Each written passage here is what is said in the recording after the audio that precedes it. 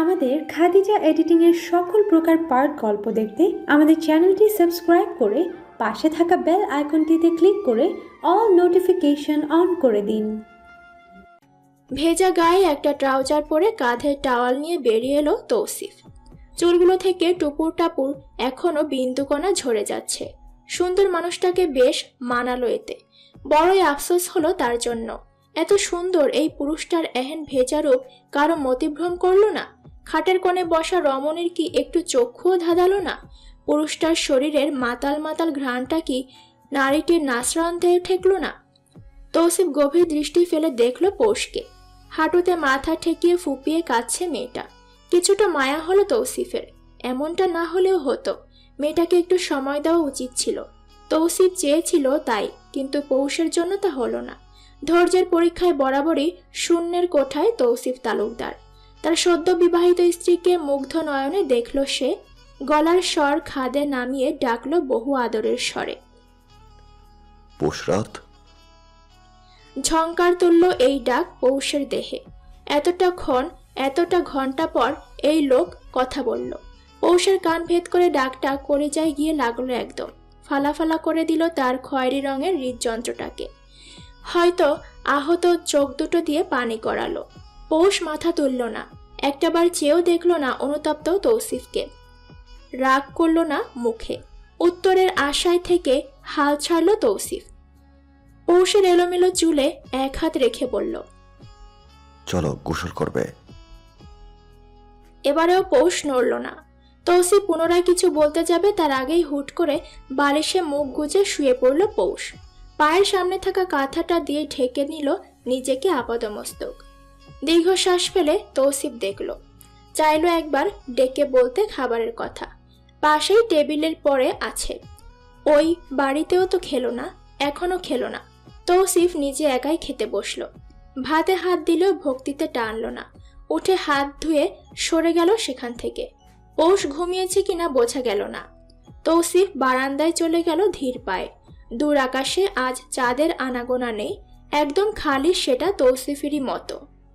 Cigarette জ্বালিয়ে তাতে টান দিল, সাথে সাথেই নাক মুখ ভর্তি ধোঁয়ায় বিষাক্ত হয়ে উঠল চারপাশ।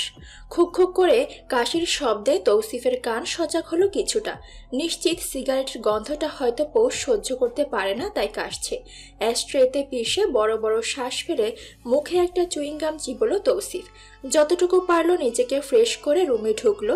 নাক মুখ ঢেকে এভাবে ঘুমাতে দেখে তৌসিফেরই যেন দম বন্ধ অবস্থা। এভাবে কিভাবে ঘুমায় মানুষ? পৌষের দিকে ঝুঁকে কাঁথাটা মুখ থেকে সরাতে চাইল। লাভের লাভ ছাই কিছুই হলো না। পৌষ আরো মুড়িয়ে শুয়ে রইল। দেখে মনে হলো একদম প্যাকেট করা। দীর্ঘশ্বাস ফেলে তৌসিফ ও পাশে শুয়ে পড়ল। সোজা দৃষ্টিটা তার বদ্ধ রুমের দেয়ালে। এই রুমটাতে তার হাজার খানিক স্মৃতি, কত শত আদুরে আদুরে মুহূর্ত, সবটা ঘিরে থাকা এক সুন্দরী রমণী। না চাইতেও তৌসিফের মস্তিষ্ক একবার তুলনা করে ফেলল। পৌষ সেই তুলনায় ততটা সুন্দর না। তার পিয়াসা ছিল একদম লাল পেয়ারার মতো মিষ্টি। তার চাল চলন, বাচনভঙ্গি, হাঁটাচলা সবকিছু মুগ্ধতা ছড়াতো। কেউ না চাইলেও দ্বিতীয়বার ঘুরে তাকে দেখত। সবচাইতে সুন্দর রমণীকে নিজের ঘরণী করেছিল তৌসিফ তালুকদার। সমস্যা রয়ে গেল ঘাটে। যেই ঘাটের পানি স্বচ্ছ দেখে তৌসিফ মুখ বাড়ালো, চাইল প্রাণ ভরে পান করে তৃষ্ণা মেটাতে, সেই পানিই ছিল দূষিত। পানি জিনিসটা কিন্তু অদ্ভুত। এটা নষ্ট হোক দূষিত হোক, এটা দেখে বোঝা যায় না। যতক্ষণ না পানি মুখে নেওয়া হবে, এর স্বাদ গ্রহণ করা হবে, ততক্ষণ বোঝা দেয় আসল সমস্যাটা কি ওই পানিতে। যেই পানিতে তৌসিফ অমৃত বিশুদ্ধ সুধা ভেবে পান করেছিল, মজেছিল যার রসে ভরা প্রেমে, সেই প্রেমের সুধা তাকে ঘোল খাইয়ে ছাড়লো তো ছাড়লো একদম ভরা মাঠে একা ছেড়ে চলে গেল। তৌসিফ তখন সাঁতার না জানা এক সাঁতারু। সে ডুবলো। শুধু কি ডুবলো, সে অতলে হারিয়ে গেল। সকলের সম্মুখে ডাট ফাটে চলা তৌসিফ তালুকদারের মুখে চুনকালি মেখে চলে গেল পিয়াসা। সে পিছু তাকায়নি। এত প্রেমের সুধা রেখে তার সুখ খুঁজেছিল ভিন্ন কিছুতে। যাকে তৌসিফ নিজের গন্তব্য ভেবে থমকেছিল, তার সেই গন্তব্য নিজেই আরেক গন্তব্য খুঁজছিল। দোষটা তাহলে কাকে দেয়া যায়? প্রশ্নটা তো রয়েই যায়। ভোর কেটে গিয়ে সকাল হতে শুরু করলো। চারপাশে পাখির এমন কান ধাঁধানো শব্দ যা শুনে আর টিকতে পারল না পৌষ। ক্ষুধায় পেটটা যখন মুচড়ে উঠল তখনই অলস পৌষ মুখ থেকে কাঁথা সরালো। দিন দুনিয়ার হুঁশ হারিয়ে পৌষ তখন সব ভুলে গিয়েছে। তবে সাময়িক সুখ তার কপালে সইল না। বিশাল চওড়া চওড়া দুটো পেশি বহুল বাহুতে নজর পড়তেই চমকে তাকালো পৌষ। ফর্সা বাহুতে ফাটা চোখে তাকিয়ে যতটুকু দেখতে পারল নজর লাগালো ও। বলা তো যায় না এই সুযোগ আবার আসবে নাকি। গত রাতের কিছু কথা মনে পড়তেই পৌষের ধ্যান ভাঙল। উদাম গায়ে থাকা তৌসিফ তালুকদারকে আরেকবার দেখে সে ওয়াশরুমে ছুটল। রাতভর সে চেপে রেখেছিল, এখন ওয়াশরুম যাওয়াটা মাস্ট হয়ে দাঁড়িয়েছে। দুইবার ইউরিন ইনফেকশন হয়েও শিক্ষা হলো না তার। পৌষ জানে আগামী 2 বারেও তার শিক্ষা হবে না। ওয়াশরুম ঢোকা মাত্র বাঁধল বড় বিপত্তি। এত বড় সাদা বাথরুম পৌষদের না। উচ্চ মাধ্যমিক পরিবারের যা থাকে তা তাদের আছে। ইয়া বিশাল বড় এক জমিদার বাড়িও বলা চলে, তবে এই রাজপ্রাসাদের নেয় না। মুখ ভেঙালো পৌষ। ফকিন্নিদের আবার এত ঢং। হলুদ বাতি জ্বালায় রাতে, অথচ এখন দিন বাহারে ও এসব হলুদ বাতি দেখতে হবে। বাথরুম মানেই তো রেস্টরুম। এই রেস্টরুমে হলুদ বাতি কে লাগায়? আজব। থিয়েটার মতো রুমের এক কোনায় বসে আছে পৌষ। গত রাত থেকে কিছুটা ভয়ে ভয়ে আছেও। ভয়ঙ্কর এক বাসরাত কাটিয়ে উঠলেও এখনো স্মৃতিগুলো ভুলতে পারেনি। ভাবতেই শরীরে কাঁটা দিয়ে ওঠে যেন। গত রাতে যখন তৌসিফ তালুকদার ওর আঁচলে হাত দিল তখনই পৌষ ভেবে নিয়েছিল তার ব্যাচেলর জীবনের ইতি বুঝি ঘটল। না ভাবার কোনো কারণও ছিল না। তৌসিফ বিয়ের পরই পৌষের কোমর চেপে ধরেছিল। তার হাতের ছোঁয়াগুলো পৌষ মানতে পারেনি, না কোনোদিন পারবে। নোংরা এক পুরুষ এই তৌসিফ তালুকদার। গত রাতে নোংরামি করা তার নিয়ত আছে কি নেই তা বুঝবে কিভাবে পৌষ? সে কি থেকেছে বা কাছাকাছি কোনো খবর জানে? ভাষা খবর পুরো এলাকাবাসী জানে তৌসিফ তালুকদার কেমন। কাজের মেয়ের সাথে এর সম্পর্ক আছে কথাটা ভাবতেই ঘৃণায় গা রি করে ওঠে পৌষের। এমন জঘন্য চরিত্রহীন এক পুরুষের বউ সে। 3 কবুল বলে নিজের জীবনে তাকে জড়িয়েছে পৌষ। হোক রাগ করে, অভিমান করে, কিন্তু বিয়েটা তো সত্যি, জীবনের সবচাইতে বড় রকম সত্যি। এই সত্যি ললার থেকে পৌষ কোনোদিন মুছতে পারবে না। আমৃত্যু সকলে জানবে তৌসিফ তালুকদারের বউ পৌষ রাত হক পৌষ। এমন একজন পুরুষের বউ ও যে কিনা তার নোংরা হাতে কত নারীকে ছুঁয়েছে ইয়াত্তা নেই। আগের বউ নিশ্চিত এসব কারণেই ছেড়ে চলে গিয়েছে। এছাড়া ও কোনো কারণ পৌষ দেখে না। রুচিহীন পুরুষ। গতকাল রাতে আঁচলে হাত দিয়ে বেহায়ার মতো কতটা স্বাভাবিকভাবে বলল, আমি সাহায্য করি পিন ছুটাতে, একা পারবে না। কেন রে ভাই, পৌষ কি বলেছে তোকে নলার মতো ওকে চাইতে? পৌষের কি হাত নেই? তুই কেন চাইবি সাহায্য করতে? যা, তোর কাজের মেয়েকে সাহায্য কর পিন ছুটাতে। কথাগুলো মনে মনে বলে পৌষ সরে দাঁড়ালো। তৌসিফের মোটেও ভালো লাগলো না ব্যাপারটা। সে বিয়ে করে বউ এনেছে, বইয়ের পর্যন্ত সব তাকে দেখতেই হবে। এক ভুল মানুষ কতবার করে। পৌষকে হাতছাড়া কোনোদিনই করবে না সে। ভালোবাসা এখনো জন্ম নেয়নি পৌষের প্রতি, কোনো অনুভূতিও এখনো জাগ্রত হয়নি, এটাই স্বাভাবিক। মানসিক টান এত তাড়াতাড়ি তো আর এসে যায় না। মানুষের সময় লাগে, সে সময় নিবে। মানুষ বলে এক দেখায় প্রেম হয়েছে। তৌসিফের কাছে এটা মিথ্যে মনে হয়। এক দেখায় প্রেম হয় না, এক দেখায় হয় চাহিদা, আকাঙ্ক্ষা, তীব্রভাবে কাছে টানার অদম্য এক উচ্ছ্বাস। সেটা ভালোবাসা নয়। ভালোবাসতে হলে আগে মানুষটাকে জানতে হবে, তাকে চিনতে হবে। পছন্দ অপছন্দ, চেনা জানা, কিছুটা মেলামেশা, কিছুটা সময় তাকে একাকী মনে করা, অতঃপরই প্রেম ভালোবাসা। এই ভালোবাসা থেকেও গভীর ভালোবাসা তৌসিফ তালুকদার বেসেছিল। সেই ভালোবাসা তাকে বুড়ো আঙুল দেখিয়ে চলে গিয়েছে।